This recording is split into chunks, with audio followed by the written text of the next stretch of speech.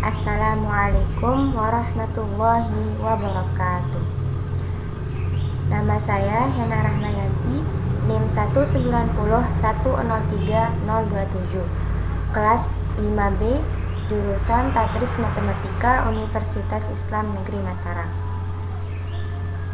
Jadi tujuan dibuatnya video ini untuk memenuhi mata kuliah evaluasi pembelajaran matematika.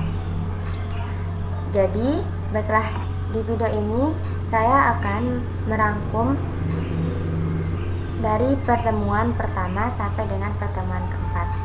Jadi di pertemuan pertama kita membahas tentang pengukuran, penilaian, dan evaluasi pembelajaran matematika yang mengacu pada prinsip-prinsip Al-Quran dan Sunnah. Jadi pada prinsipnya proses pembelajaran secara umum selalu dikaitkan dengan hal-hal yang mencakup dengan penilaian, pengukuran, dan evaluasi. Dalam praktiknya sering terjadi interpretasi yang berbeda. Oleh karena itu, sebagai pendidik atau calon pendidik penting mengetahui secara baik dan benar dari istilah-istilah tersebut. Nah, kemudian di sini yang pertama yaitu tentang pengukuran. Jadi pengukuran di sini yaitu suatu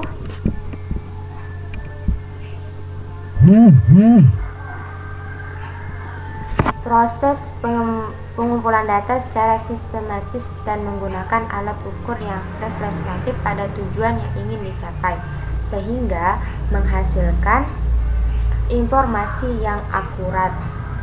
Nah, kemudian yang kedua yaitu tentang penilaian. Penilaian di sini adalah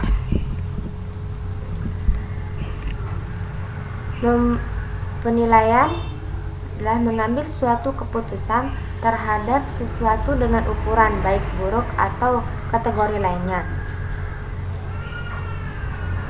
Penilaian mempunyai arti yang lebih luas dari pengukuran, karena pengukuran langkah awal yang diambil dalam rangka pelaksanaan penilaian dan pengukuran. Sehingga penilaian dapat diartikan sebagai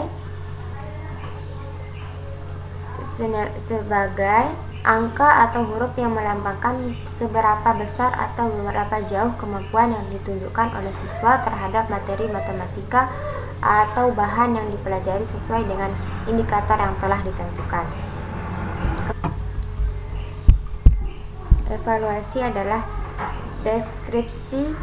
Evaluasi merupakan sebuah proses yang dilakukan oleh seorang evaluator untuk mengetahui sejauh mana keberhasilan suatu program telah tercapai.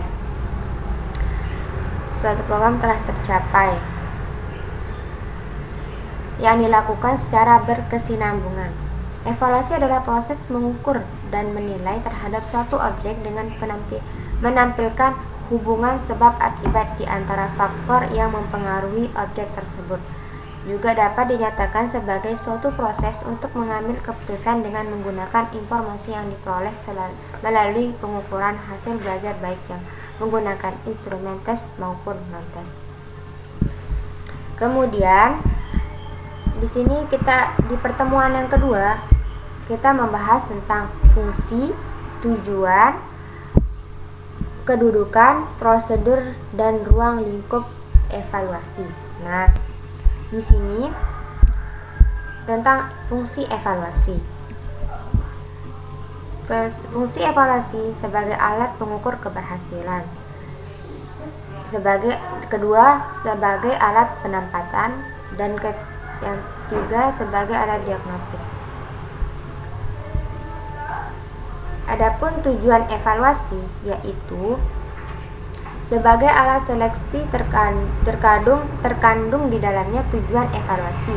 Ya, dari tujuan evaluasi tadi sebagai alat seleksi terkandung tujuannya, yaitu untuk mendapatkan calon siswa pilihan yang cocok dengan suatu jurusan dan jenjang pendidikan tertentu.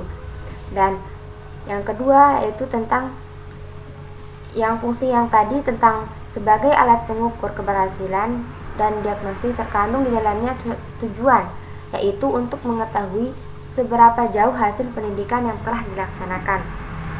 Nah, yang kemudian tentang evaluasi sebagai alat penempatan. Terkandung juga di dalamnya tujuan evaluasi, yaitu untuk menentukan pendidikan lanjutan siswa agar sesuai dengan minat, bakat, dan kemampuannya. Adapun kedudukan evaluasi. Kedudukan evaluasi sebelum kegiatan belajar berlangsung dimaksudkan sebagai evaluasi yang dilakukan oleh pihak sekolah meliputi calon siswa mengenai usia, kematangan kognitif, kondisi fisik untuk pendidikan tertentu, kesiapan servras, atau bisa disimpulkan kedudukan evaluasi ini lebih pada fungsinya sebagai alat seleksi dan penempatan. Yang kedua, tentang kedudukan evaluasi selama kegiatan belajar mengajar berlangsung. Dimaksudkan sebagai evaluasi yang dilakukan dengan interval waktu pelajaran dimulai hingga saat berakhirnya kegiatan belajar mengajar. Nah, yang terakhir, kedudukan evaluasi sesudah kegiatan belajar mengajar berlangsung dimaksudkan sebagai evaluasi terhadap pencapaian hasil belajar siswa baik individu maupun kelompok. Nah, lanjut ke prosedur evaluasi. Adapun prosedur evaluasi yaitu satu, tahap perencanaan, yang kedua tahap pengumpulan data, yang ketiga tahap verifikasi data, dan yang terakhir tahap analisis. Nah, kemudian ruang lingkup evaluasi. Di sini ruang lingkup evaluasi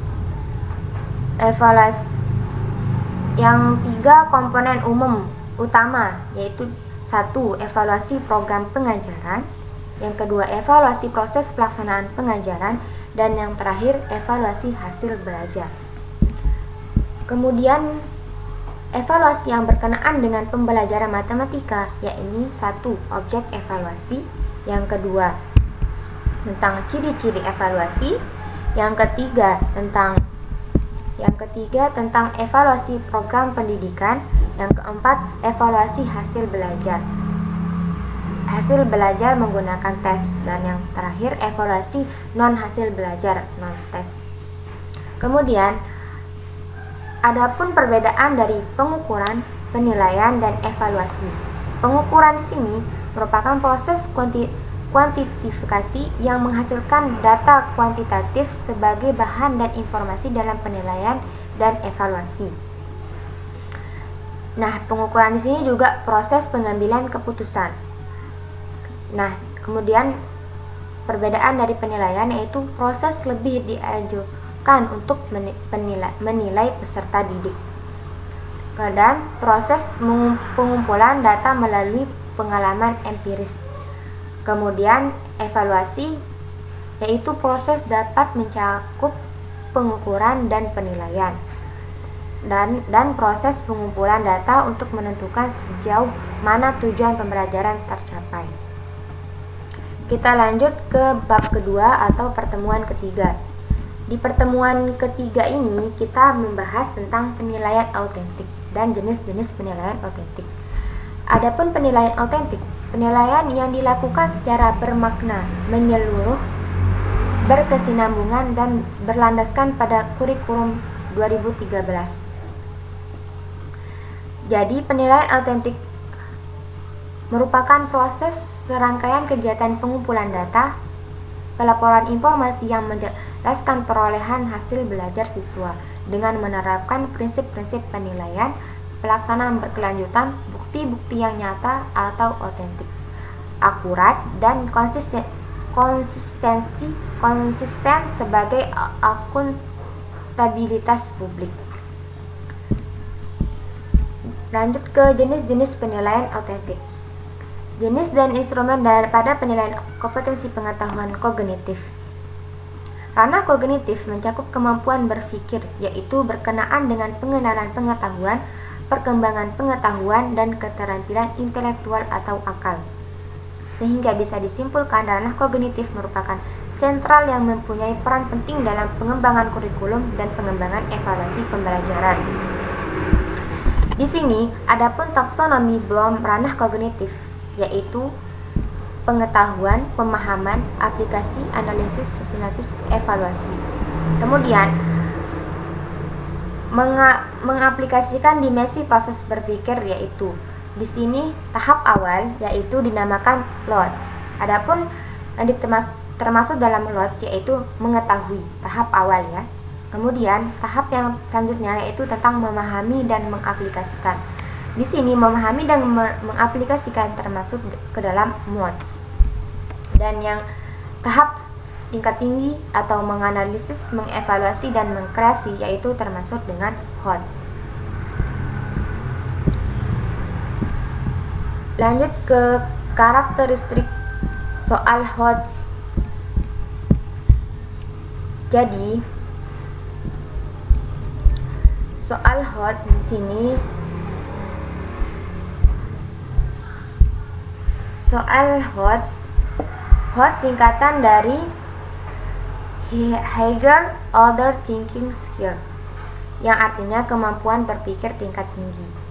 Nah, karakteristiknya soal HOTS yaitu 1. Mengukur kemampuan tingkat tinggi berbasis kontekstual, meningkatkan kualitas pembelajaran, ongoing, menggunakan bentuk soal yang beragam. Adapun manfaat dari soal HOTS yaitu 1. Mempersiapkan kompetensi peserta didik menyongsong abad ke-21. Yang kedua, memupuk rasa cinta dan peduli terhadap kemajuan daerah. Dan yang ketiga, meningkatkan motivasi belajar peserta didik. Dan yang keempat, meningkatkan suatu mutu penilaian. Jadi, di sini penilaian merupakan salah satu hal yang tidak dapat dipisahkan dalam menentukan keberhasilan proses dan hasil belajar, terutama pembelajaran matematika.